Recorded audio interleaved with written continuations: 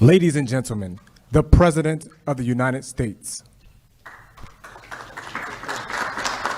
Thank you. Thank you very much. It's a great honor to have you all.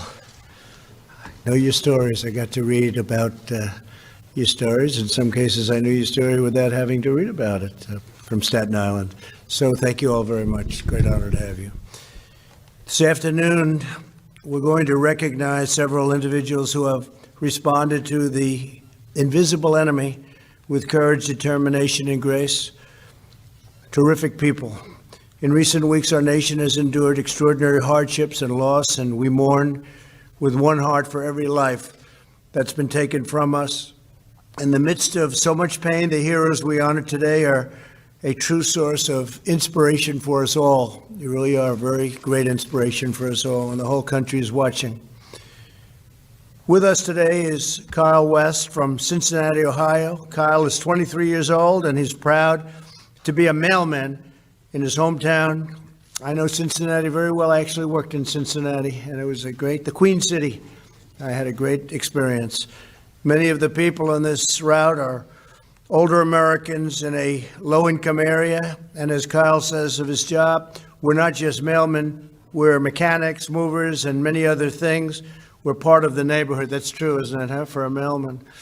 Kyle talks to roughly 500 of his customers each day, bringing a cheerful smile and a listening ear to every parcel of mail. When the pandemic hit, Kyle delivered a note to hundreds of older Americans on his route. It said, if you are at risk and need help getting essential items, let me know. I will do what I can to help. That means you get it done, right? That's what he means. Sincerely, Mailman Kyle. Since then, Kyle has received more than 400 responses, and he has delivered vital groceries to dozens of senior citizens. Kyle, your love for your neighbors lifts us and the entire nation. Would you come up and say a few words, please? Thank you, Kyle. It's terrific. I'll move that down for you. Thank you. All right. Thank you, Mr. President. I'm greatly honored to be here to represent my fellow postal employees as we continue to provide our essential services to America. Customers often tell us during difficult times that seeing us out every day gives them a sense of normalcy in their life. The gratitude we are receiving from our customers is greatly inspiring, and the thank you notes along our routes are helping us get through. We're delivering a lot of essential items at this time. The amount of medicine has greatly increased. Customers depend on us for Social Security checks and other financial information, census material, mail-in ballots, and then essential items that they're ordering online. At the Postal Service, we're continuing to follow CDC guidelines to keep ourselves and our customers safe. Social distancing, wearing a face mask, lots of hand washing, and the cleaning of our vehicles and facilities. I'm very proud to work for the Postal Service and to deliver for our country. Thank you. Thank you. Great job. Thank you very much, Kyle. Also with us are Libby Bish and Raphael Mello, and they're real estate agents in Northern Virginia, great business real estate. When one of their clients told them that his restaurant had been hit hard, Libby and Raphael decided they wanted to do something to help. They began raising money to buy food from restaurants to donate to local hospitals. Within a few weeks, they have raised over $6,000, made 18 deliveries, and fed over 500 healthcare workers. And Libby and Raphael, please, I'd like to thank you and acknowledge you by having you step forward and say a few words. Please, please. Thank you, Mr. President. Kind of covered it all for us already. So we are real estate agents in the DC area, and this mission really came about after receiving a phone call from some of our clients who work in the food and beverage industry here. They gave us some insight on what COVID-19, how the impact that it had on their business, and from there we just felt compelled to act. So we started a GoFundMe campaign to give them some additional business, took money, ordered catering directly from their restaurant, and we dropped it off with different staff working at various hospitals around the area, tirelessly, obviously. The campaign started picking up, so we started doing more donations, and we kept dropping off. We also increased our goal, but we kept dropping off at different hospitals around the area. So another really cool factor that we did to sprinkle in with this was we started compiling videos of some of our contributors and expressing their gratitude, and those videos were being sent along with the food drop-offs. Let me get you ready. Some assistance, okay. Yeah, so Mr. President already addressed most of this, but we named our campaign Frontline Fuel. We raised over $6,000, helped over 18 local businesses, and delivered meals to nurses and doctors in the area, over 500 nurses and doctors. We also partner with a local boutique company that produces hand sanitizer, Defy Aesthetic, to include in our drop-offs as an added bonus. Our mission is simple. We want to help local business while also encouraging and helping healthcare workers who are selflessly working around the clock to ensure the health of our people.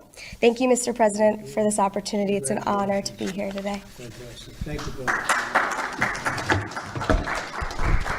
Thanks very much. Great job. Tall guy, right? Next to. So how tall are you? 6'8". 6'8", that's a good height. That's, I have a son that looks like he's going to be right around that number. Barron, right? He's going to be up there.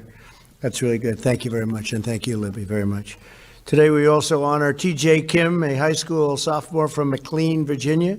T.J. hopes to serve as a pilot in the United States Navy. At just 16-year-old, 16, boy, that's a great age. T.J. is already taking flight classes to get his pilot's license. When he heard that hospitals needed more personal protective equipment, he launched his own mission, Operation SOS, which stands for Supplies Over the Skies. He worked with his school, church, and community to collect medical supplies. With the help of the flight instructor, who probably was a very good person, what do you think? Pretty good? Good flight instructor, too? Knows how to fly, right? Pretty good. You better take your lessons from somebody that knows how to fly. But who also joins us today, and TJ has flown and delivered more than 10,000 pieces of personal protective equipment. That's a lot of work. That's a lot of flying, too. That's great. And there can be no better preparation for flying the military planes, right? I think there can be nothing better. But you go into 4 rural hospitals in Virginia. So, TJ, come on up and say a few words, please. Great honor. Thank you.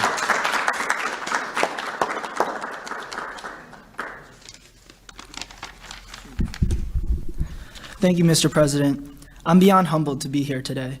My name is TJ Kim, and I'm a sophomore at the Landon School in Bethesda, Maryland. A little over a month ago, I turned 16 when, due to coronavirus, my school year and my lacrosse season were effectively over. All I had left was my flight training. Ever since I was 9, it's been my dream to attend the Naval Academy and become a fighter pilot in the Navy. So I talked to my dad about ways that I could continue my flight training while serving the community at the same time. We came up with Operation SOS, meaning Supplies Over the Skies. In my home state of Virginia, I found that there are 7 critical access hospitals serving the rural communities around them. And I realized that while every hospital is hurting for Tier 1 PPEs, it was the rural hospitals that were often forgotten about. So I wanted to do something to help and bless them. I've flown 4 Operation SOS missions so far to Luray Caverns, Winchester, the Highlands of Hot Springs, and the northern neck of Topping. I've sourced and delivered 8,000 medical gloves, 2,000 head covers, 1,500 shoe covers, 400 masks, as well as protective eyewear, isolation gowns, hand sanitizers, and disinfectant sprays. The response has been amazing. Throughout my journey, I've learned 2 lessons. First is that it takes a community to serve the community. What I mean is that I'm blessed by an incredible community that includes my family, my teachers and peers at Landon, my flight school, my neighborhood, and my church. It's been their support that has allowed me to complete each Operation SOS mission successfully. Second, I've learned that you are never too young to think about how to serve others in times of need. Mr. President, you once said that America is the place where anyone can rise. And today, there are youth everywhere in America rising up to help sew masks, deliver groceries to the elderly, and write thank you letters to our frontline workers. And when I think about them, I realize just how undeserving I am to be here. Mr. President, I'm so honored by this award, and I also don't know how to repay you. Let me make you this promise instead. As long as there's a need, and as long as I can find the PPEs and fly them to rural hospitals, I'm going to do it. I promise to continue to rise and be of service to my campus, my community, my Commonwealth, and my country. Thank you. That's great. Thank you. Always back there, in the back. Back Instructor. Back middle. Good, how about standing up? Was he a great student? Did a good job? And you did a good job, all that. Thank you very much. That's great. Thank you. Thank you, sir. Fantastic story.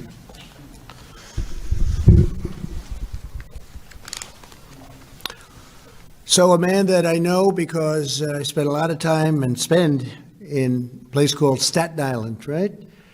That's true, Frank, you know that. Frank Siller from Staten Island, New York, really special place. I spent many an hour, many a day with my father there over the years, and it's just great. Nearly 2 decades ago, Frank founded an organization called Tunnel to Towers to support the loved ones of the fallen first responders and service members. He began this mission to honor the legacy of his younger brother, firefighter Stephen Siller. And so Stephen's looking down right now, and he says, my brother's in the White House doing a real job. He's very proud of you. I know how hard you work. Coming from New York, I guess especially, Frank, I know how hard you work, and you've done a fantastic job. We appreciate it very much. But he was one of the immortal heroes who gave his life on September 11th, 2001. As the virus began to spread in New York earlier this year, Frank leapt into action. He helped raise money to deliver more than 1 million pieces of personal protective equipment. That's a lot. For hospitals in the city, Frank and his army of volunteers have delivered food to firehouses and phone stations and police stations and all sorts of places all across New York and New Jersey. Frank also raised over $5 million to help pay the mortgages of families' homes at 25 first responders. I guess it's a total of 25. So you have a lot of people that are very thankful, Frank. I've heard a lot about it. First responders and healthcare workers who have tragically lost their lives in the fight against the virus, vicious enemy. Frank, I want to thank you for continuing to support our nation's heroes. And again, your family and your brother is very proud of you, looking down. And please come up and say a few words, Frank, please. Thank you.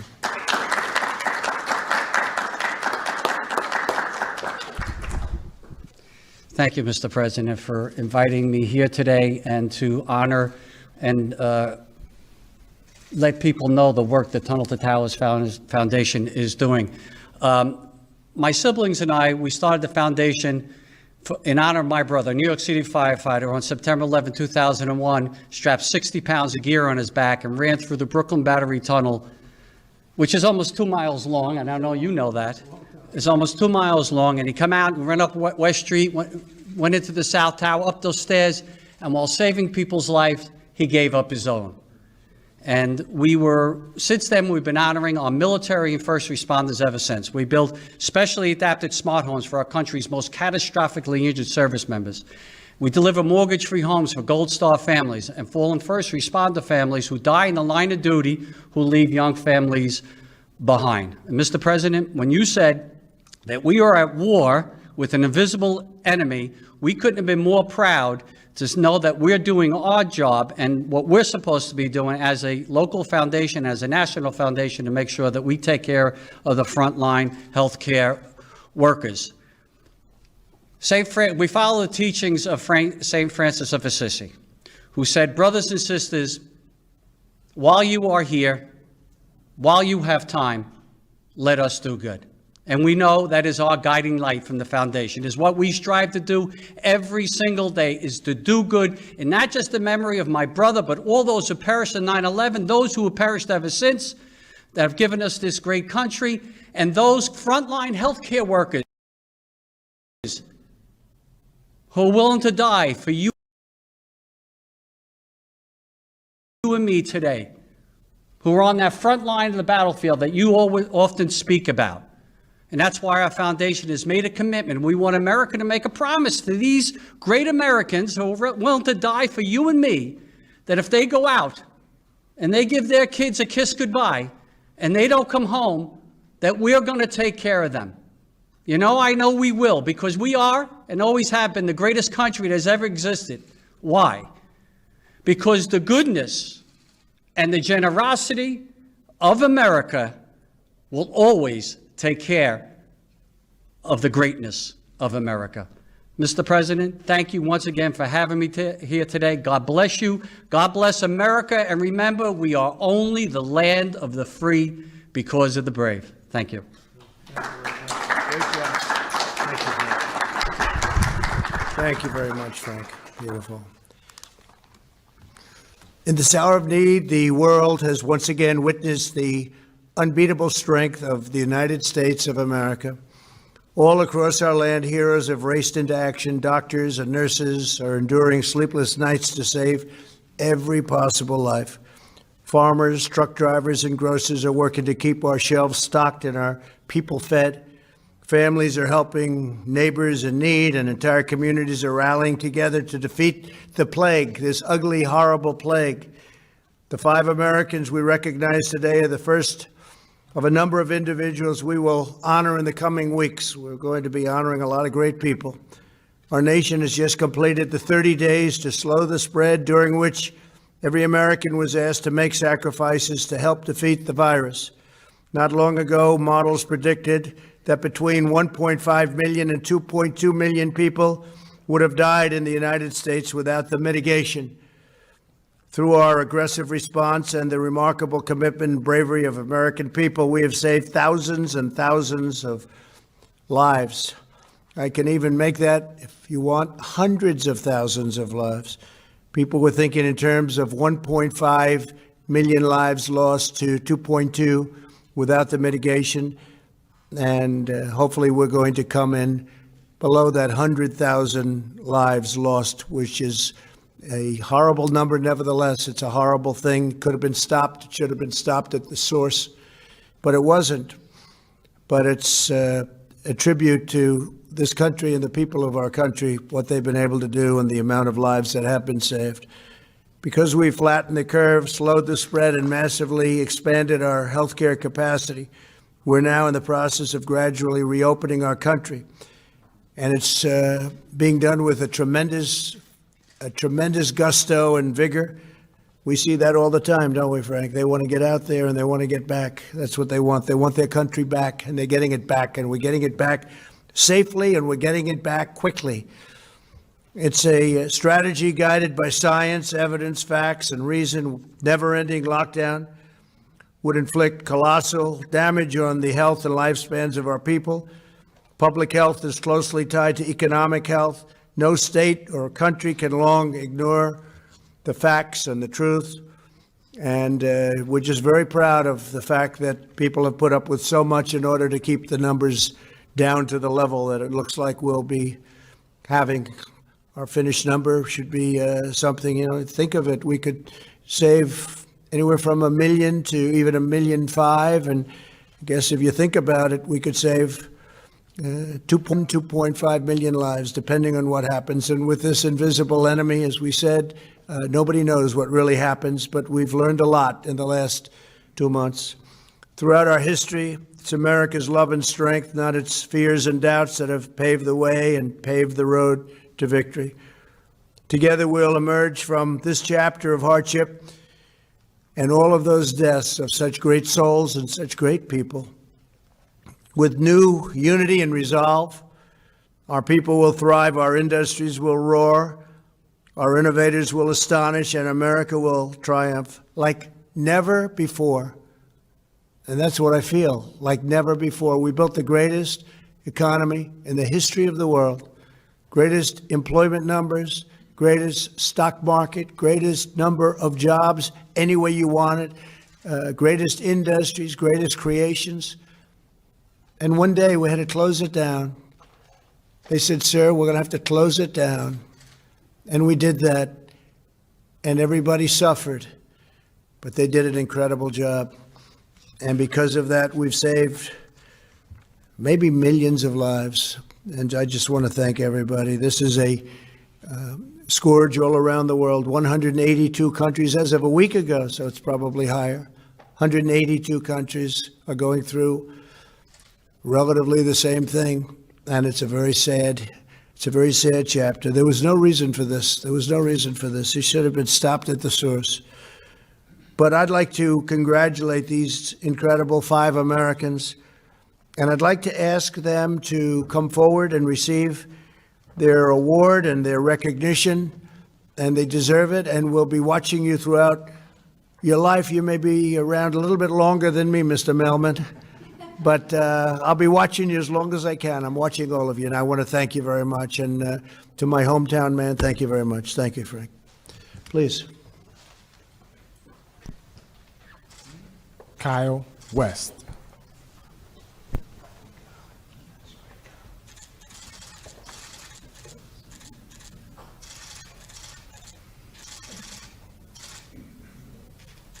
Want to get your instructor up here? Come on up here. Let's get a chance. You want to do it? Okay, good. Yeah, thank you very much. Yeah, you could come up, why don't you come up together? Sure. You could all come up here if you'd like. I think it would be maybe just as good. Please come up. Libby Bish. You coming? Yeah, sure.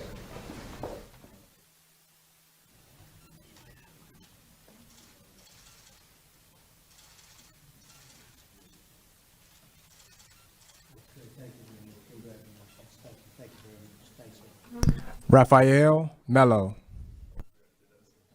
Yeah, I think so. Let's do one, and then we'll do one as a single, right?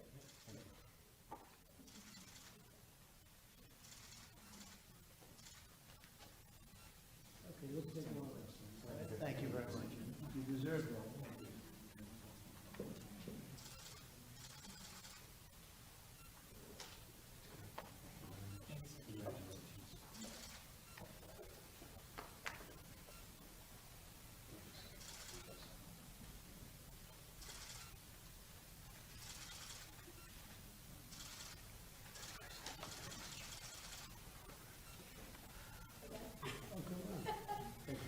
Almost, we got that. We won't let that happen.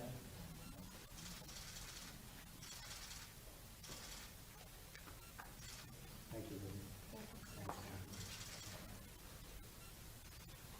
So that was great, and you represent a very important part of this country, and we appreciate it very much. Thank you very much. Go have a good day. Bye. Thank you.